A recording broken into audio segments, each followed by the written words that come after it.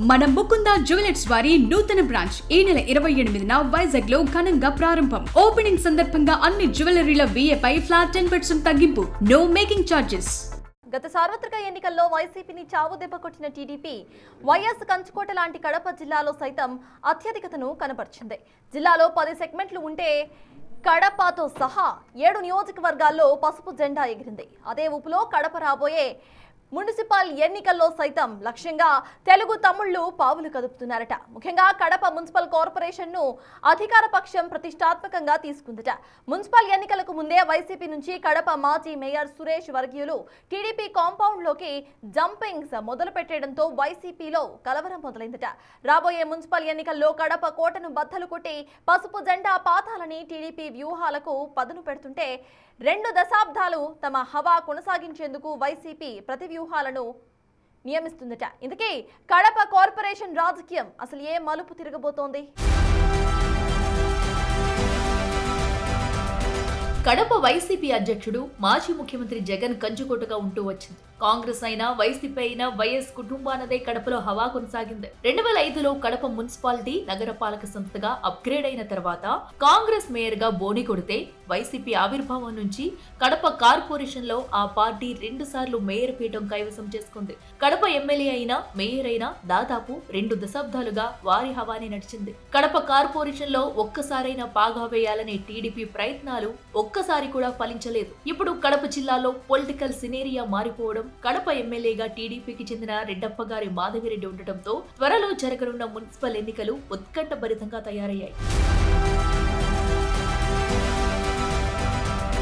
అయితే 2024 ఎన్నికల్లో జగన్ సొంత జిల్లాలో అనూహ్యంగా 10కి 7 స్థానాలు కైవసం చేసుకున్న కూటమి వైసీపీకి గుండెలాంటి కడప అసెంబ్లీ స్థానం కైవసం చేసుకోవడం ఇప్పుడు మున్సిపల్ ఎన్నికల నేపథ్యంలో టీడీపీ శ్రేణుల్లో మరింత ఉత్తేజం నింపుతుంది. కడప కార్పొరేషన్ పాలకవర్గం గడువు మార్చి 11 నాటికి ముగియనుండటంతో రాబోయే మున్సిపల్ ఎన్నికల్లో కార్పొరేటర్ సీట్ల కోసం అన్ని పార్టీలు ఇప్పటి నుంచే కసరత్తు చేస్తున్నాయి. మొన్నటి వరకు కడపలో చక్రం తిప్పిన వైసీపీలో వర్గపోరు ఆ పార్టీలో తీవ్ర కలకలం రేపుతుందట. కూటమి ప్రభుత్వం ఏర్పడిన వెంటనే వైసీపీకి చెందిన 8 మంది కార్పొరేటర్లు టీడీపీలో చేరి జగన్ తో పాటు ఆయన పార్టీకి పెద్ద షాక్ ఇచ్చారు.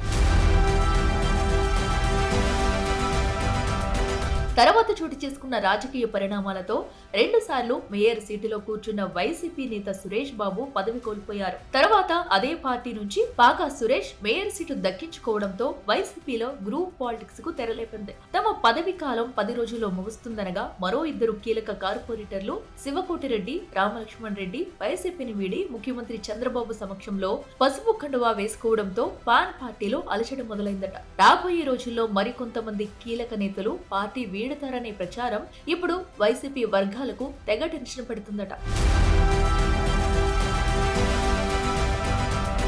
మున్సిపల్ ఎన్నికలకు అన్ని పార్టీలు ఒకవైపు సమాయత్తం అవుతుంటే సొంత జిల్లాలో అది కంచుకోటలా భావిస్తున్న కడప నగరంలో చోటు చేసుకుంటున్న పరిణామాలు పార్టీలో వర్గపోరు వైసీపీ అధ్యక్షుడు జగన్ ని సైతం ఆందోళనకు గురి చేస్తుందట.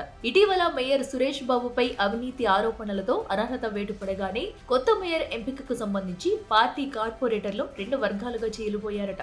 జిల్లా పార్టీ అధ్యక్షుడు కమలాపురం మాజీ ఎమ్మెల్యే జగన్ కు స్వయానా మేనమామ రవీంద్రనాథ్ రెడ్డి వర్గంగా కొందరు, మాజీ మేయర్ సురేష్ బాబు వైపు కొందరు చీలిపోయారట.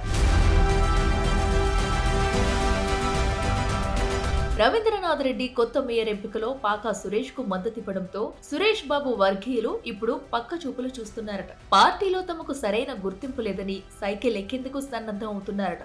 ఆ క్రమంలో తాజాగా 2 కార్పొరేటర్లు చంద్రబాబు సమక్షంలో పసుపు కండువా వేసుకుని వైసీపీకి షాక్ ఇస్తే వారం రోజుల్లో మరికొందరు పార్టీ మారేందుకు సిద్ధంగా ఉన్నారని ఇప్పుడు కడపలో జోరుగా ప్రచారం సాగుతుంది. కడప కార్పొరేషన్ లో టీడీపీకి పోటీ చేసే అభ్యర్థులు ఉండరని ప్రగల్భాలు పలికిన వైసీపీ ఇప్పుడు తమ పరిస్థితి ఏంటనే డైలమాలో పడిందట. టీడీపీలో సీటు గ్యారంటీ అని హామీ లభిస్తే వైసీపీ కార్పొరేటర్లు పెద్ద ఎత్తున జంప్ అవడానికి సిద్ధంగా ఉన్నారట.